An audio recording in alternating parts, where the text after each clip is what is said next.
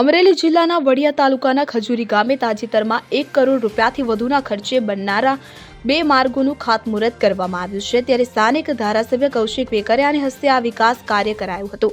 આ પ્રોજેક્ટ અંતર્ગત ખજૂરી પ્રાથમિક શાળાથી મેગા પીપળિયા સુધીનો રોડ અને ખજૂરી પ્રાથમિક શાળાથી રણુજા ધામ સુધીનો રોડ બનાવવામાં આવશે। આ માર્ગો ગ્રામજનોની લાંબા સમયથી પડતર માંગણી અને સુવિધા માટે અત્યંત મહત્વના છે।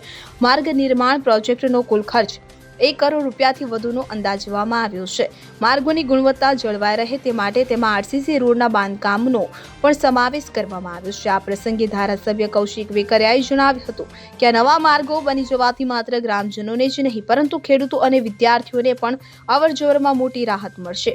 આ રોડના ખાતમુહૂર્ત પ્રસંગે મોટી સંખ્યામાં ગ્રામજનો અને પદાધિકારીઓ ઉપસ્થિત રહ્યા હતા।